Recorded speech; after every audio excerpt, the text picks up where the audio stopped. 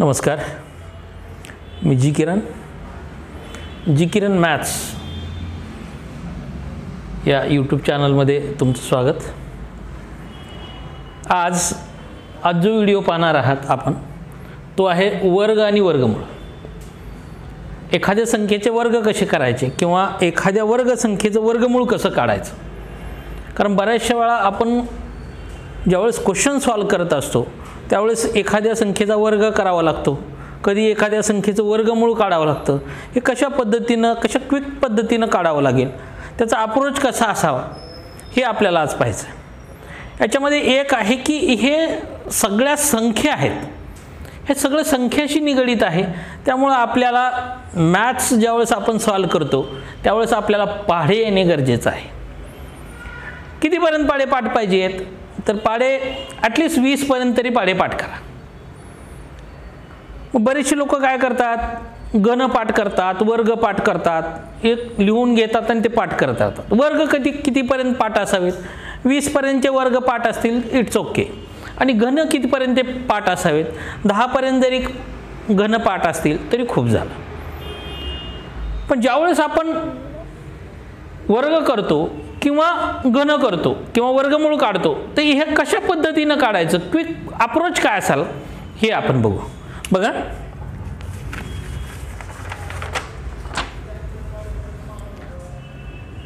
समजा आपण 13चा वर्ग करतोय, 13चा वर्ग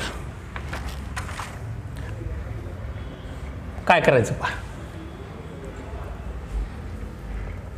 1चा वर्ग 0 1 एक लाईन द्या। 3चा वर्ग किती आला 0 9, 2 डिजिट मध्ये इथे लिहायचं, इथं 2 डिजिट मध्ये, इथं 2 डिजिट मध्ये। हा पहिल्या अंकाचा वर्ग आला, हा दुसऱ्या अंकाचा वर्ग आला, बरोबर। ह्या दोघांचा गुणाकार गुणिले हे 3 गुणिले 1 म्हणजे 3 गुणिले 2 म्हणजे किती आलं 6 आलं। एक डिजिट सोडायचा आणि हे लिहायचं, किती आलं 9 6 1। येतंय लक्षात। काय केलं आपण, पहिला अंक आहे त्याचा वर्ग लिहून टाकला 2 डिजिट मध्ये, दुसरा अंक आहे त्याचा वर्ग लिहून टाकला 2 डिजिट मध्ये। दोघांचा गुणाकार त्याची दुप्पट किंवा दोघांचा गुणाकार गुणिले 2, हे एक अंक सोडून लिहिला, 9 ला 9, 6 ला 6, 1 ला 1। दुसरं बघा 39 असेल तर 39चा वर्ग, बरोबर। आपण काय करेल, 3चा वर्ग करेल आणि हा 9चा वर्ग करेल, म्हणजे 3चा वर्ग किती आला 0 9। 9चा वर्ग किती आला 81 आला। 9 गुणिले 3 9 त्रिक 27, 27 गुणिले 2 म्हणजे किती आलं 54। एक अंक सोडला, पुढं 4 आणि हे 5,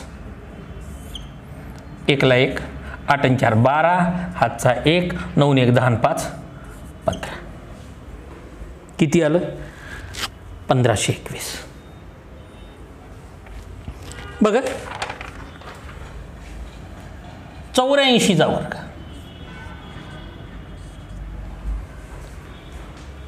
8चा वर्ग घेतला किती आला 64, 4चा वर्ग घेतला किती आला 16, 8 गुणिले 4 8 चौक 32, 32 गुणिले 2 किती आलं 64, एक अंक सोडला पुढं ते 4 आणि हे 6, 6 ला 6, 4 आणि 1 5, 6 आणि 4 10, हातचा 1 7। येतंय लक्षात। समजा 123 हे 2 डिजिट पर्यंतचे आहेत सगळे, बरोबर। 3 डिजिटचा असता तर काय केलं असतं 123 याचा वर्ग,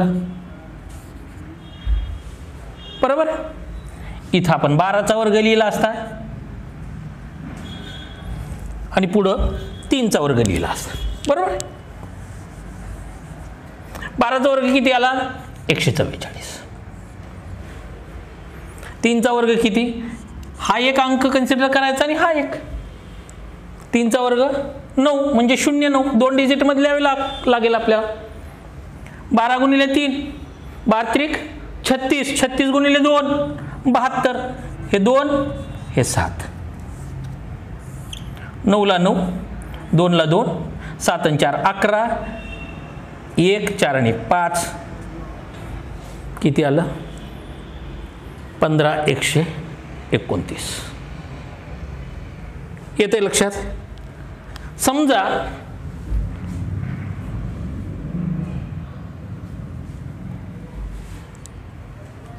इकडचं पुसतो, 256 असतं, याचा वर्ग करायचा. बरोबर. 25चा वर्ग माहिती आहे तुम्हाला? 625. 6चा वर्ग 25 1 आणि 6 आहे, 2 पाठ केले आपण. 6चा वर्ग 36, 25 गुणिले 6 25 सक्क 150, 150 गुणिले 2 300, एक अंक सोडून लिहायचं 0 0 3, 6 3 5 5 6 किती आलं? 65,536. येतंय लक्षात? ज्यावेळेस आपण वर्ग करतो, पहिल्याचा वर्ग, हे बघा, पहिल्याचा वर्ग 8चा वर्ग 64 आला, 4चा वर्ग 16 आला, दोघांचा गुणाकार गुणिले 2 किंवा त्याची दुप्पट किती आलं? हे एक घर सोडून म्हणजे एक डिजिट सोडून आपल्याला लिहायचं आहे.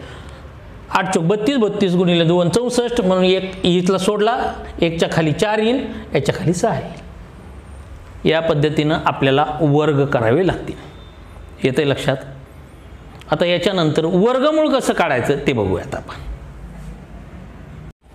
आता पहा, वर्ग करताना एकक स्थानी जर 5 असेल तर त्याचा कसा वर्ग करतात?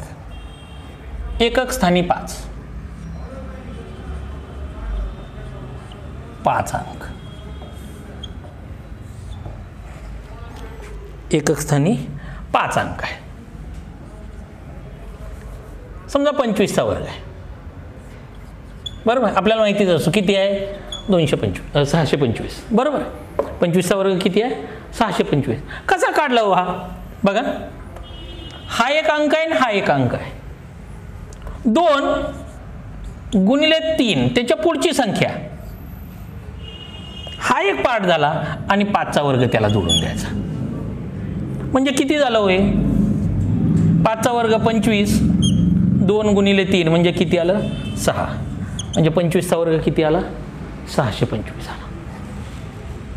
समजा 65चा वर्ग करायचा आपल्याला, बरोबर. 6 हा एक अंक आणि हा एक अंक, 6 गुणिले पुढची संख्या किती आहे? 7 आहे. 6च्या पुढची संख्या 7 आहे आणि हा 5चा वर्ग त्याला जोडून द्यायचा. म्हणजे 7 सख्खम 42 आणि हे 25.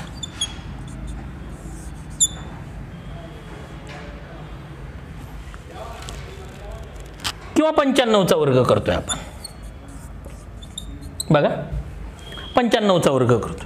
9 त्याची पुढची संख्या 10, हा एक पार्ट त्याला काय जोडायचं? 5चा वर्ग जोडायचा. म्हणजे काय असेल?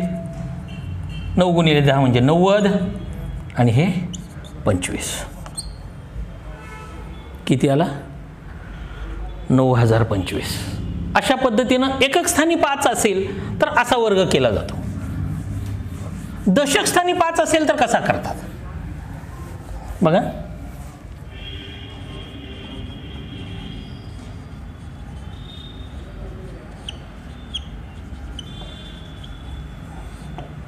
दशक स्थानी 5 अंक म्हणजे हे कसं आहे? 5a असं जर असेल, याचा जर वर्ग करायचा असेल तर तो असा असतो 5 वर्ग अधिक a वर्ग. आणि मगाशी एकक स्थानी जो होता, एकक स्थानी 5,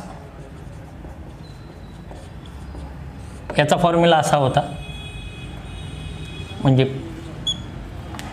a5 ह्याचा जर वर्ग असेल तर तो असं होतं ए गुणिले ए अधिक 1 आणि 5चा वर्ग. आता बघा इथं आपण समजा 52चा वर्ग केला, 5चा वर्ग अधिक 5 एक डिजिट आहे, 2 एक डिजिट आहे, 5चा वर्ग अधिक 2 2चा वर्ग. पण हा जो पार्ट आहे हा 2 डिजिटमध्ये घ्यायचा आहे. किती आला याचा वर्ग? 4 आला, म्हणजे 0 4 घेतला. 25 अधिक 2 किती झालं? 27. म्हणजे किती आलं हे? 2 7 0 4.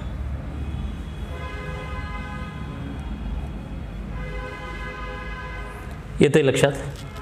पुढे पहा, 56 घेतला आपण, 56चा वर्ग बरोबर. 5चा वर्ग अधिक 6 स्लॅश 6चा वर्ग, 6चा वर्ग 36, 5चा वर्ग 25 आणि 6 किती? 31.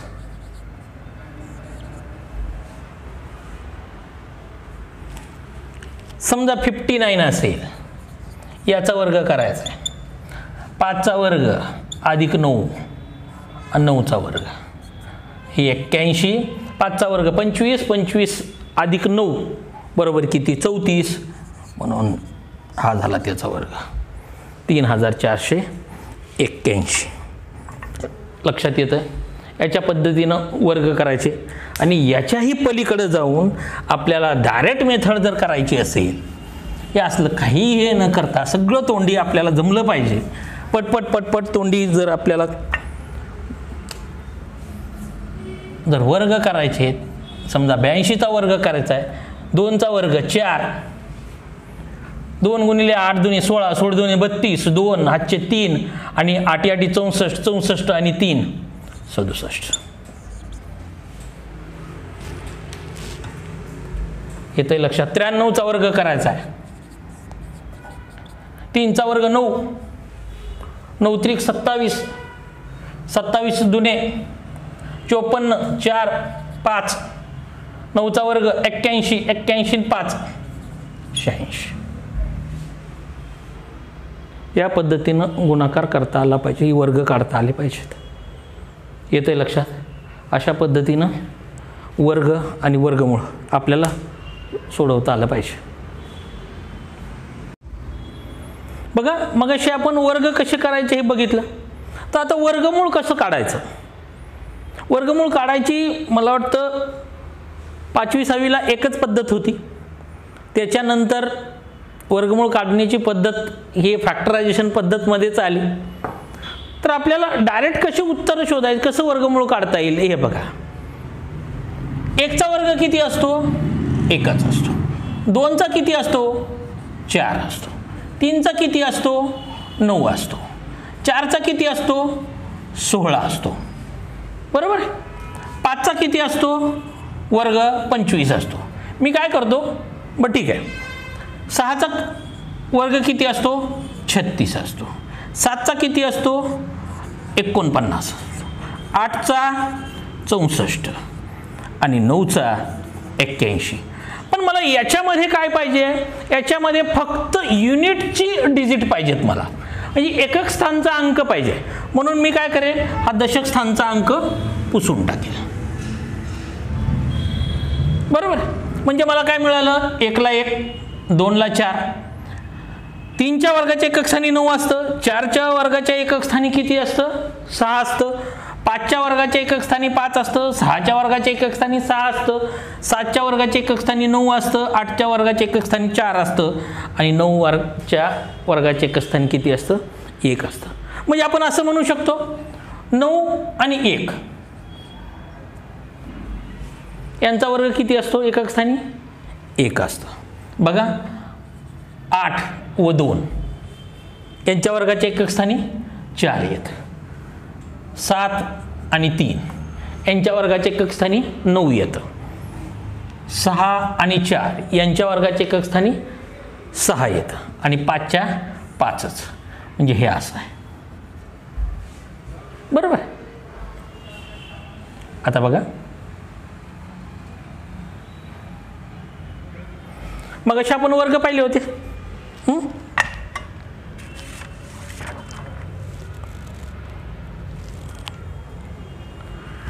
त्याचंच आपण वर्गमूळ काढू. 15 21 बरोबर किती? 15 21चं वर्गमूळ किती? एक बघा, 2 संख्या सोडून एक बार द्यायचा. बरोबर. 15 12 21 फोडली आपण ती संख्या, फोड केली. बरोबर.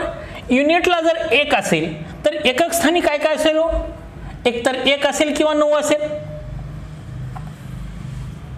बरोबर. हा 15 आहे, याचं वर्गमूळ घ्या. ह्याचं वर्गमूळ निघतंय का? नाही निघत. मग याच्या अलीकडची वर्गसंख्या किती आहे? तर 9 आहे. 9चं वर्गमूळ किती? तर 3. लक्ष द्या, 15चं वर्गमूळ निघत नाही म्हणून त्याच्या अलीकडची वर्गसंख्या 9. 9चं वर्गमूळ किती आलं? 3 आलं. आता 3च्या पुढं 1 लिहायचा का 9 लिहायचा? हा प्रश्न आहे. हे कंपॅरिझन आपल्याला द्यावं लागेल. मग ते कसं सोडवायचं बघा. हे 15ला 15 इथं खाली लिहायचं. हे 3 गुणिले 3च्या पुढची संख्या कुठली आहे? 4. हे दोघात कंपॅरिझन करायचं. 15 हे 3 गुणिले 4, 4 त्रिक 12 झालं. 15 हे 12 पेक्षा छोटा आहे का मोठा आहे? तर मोठा आहे. जर हे मोठा असेल तर हा मोठा उचलायचा. किती आलं? 39. लक्षात येतं का? परत एकदा पहा. 15 21 आहे, 2 फोड केली. 15 आणि 21 एकक स्थानी आहे म्हणून वर्गमुळात एकक स्थानी 1 असेल किंवा 9 असेल. ह्या दोनचा विचार नाही करायचा. 15 आहे, 15चं वर्गमूळ काढा. निघत नसेल तर अलीकडच्या वर्गसंख्या, त्या वर्गसंख्येचं वर्गमूळ घ्या. 15च्या अलीकडची वर्गसंख्या 9. 9चं वर्गमूळ 3 आलं. 3. आता हे 15 आहे, हे 15 3 गुणिले 4 याच्यापेक्षा छोटा आहे का मोठा आहे? तर हे मोठा आहे, कारण 3 चौक 12 येतं. 15 हे 12 पेक्षा मोठा आहे म्हणून हा मोठा उचलायचा. येते लक्षात? दुसरं गणित पहा.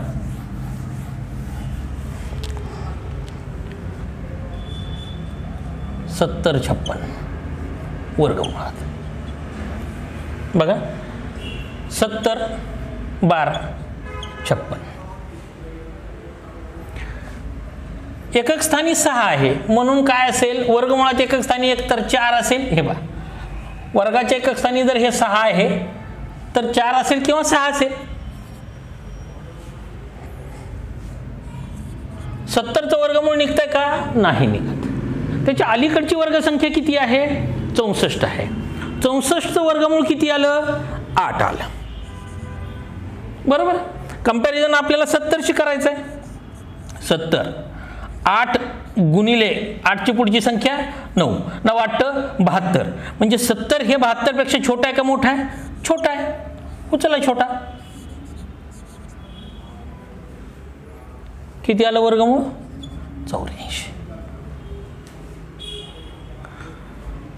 हा जर पार्ट छोटा असेल तर हे छोटा अंक उचलायचा. हा जर पार्ट मोठा असेल तर मोठा अंक उचलायचा. येते लक्षात? परत एक गणित पाहू आणखीन.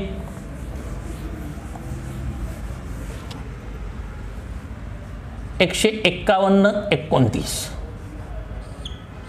पण हे सगळं होण्यासाठी ती वर्गसंख्या पाहिजे, हे लक्षात ठेवा. नाही तर कुठल्याही संख्येचा अशा पद्धतीनं काढायला नाही. ही वर्गसंख्या असलीच पाहिजे. आता बघा, 151 29. 2 अंक सोडून आपण फोड करतो त्याची. बरोबर. 9 आहे म्हणून काय असेल? एकतर 3 असेल एकक स्थानी किंवा 7 असेल. 151चं वर्गमूळ काढायचं. 151चं वर्गमूळ निघतंय का? नाही. मग त्या अलीकडची वर्गसंख्या किती आली? 144. आपल्याला वर्ग कितीपर्यंत पाठ पाहिजेत? 20 पर्यंतचे वर्ग पाठ पाहिजेत, की जेणेकरून आपल्याला ॲटलिस्ट 299 पर्यंतचे तरी येतील. 151 त्याच्या अलीकडची वर्गसंख्या 144 त्याचं वर्गमूळ 12. 151 12 गुणिले 13, 12ची पुढची संख्या 13. 13 दुणे 26, 6 2 आणि 13 आणि 2 15. बरोबर आहे. मग 151 हे छोटं आहे का मोठं आहे? 156 पेक्षा छोटा आहे. जर छोटा असेल तर काय घ्यावं लागेल आपल्याला? छोटा अंक उचलावा लागेल 3. म्हणून 151 29 याचं वर्गमूळ किती आलं? 123 आलं. येतंय का लक्षात? अशा पद्धतीनं आपल्याला वर्गमूळ, घनमूळ, वर्गमूळ, वर्ग या पद्धतीनं करावे लागेल. घनमुळाची जी पद्धत आहे ही याच्यापेक्षा सोपी आहे. हे जे आहे हे सर्व तुम्हाला ॲपवरती दिसून येईल. जी किरण स्पर्धा विश्व ह्या ॲपवर जा.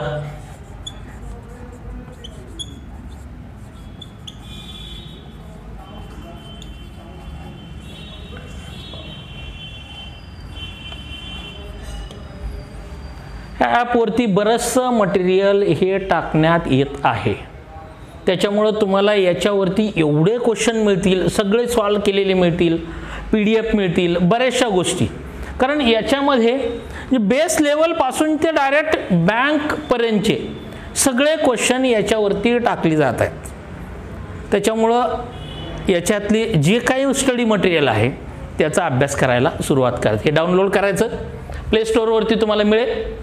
जी किरण स्पर्धा विश्व असा सर्कलचा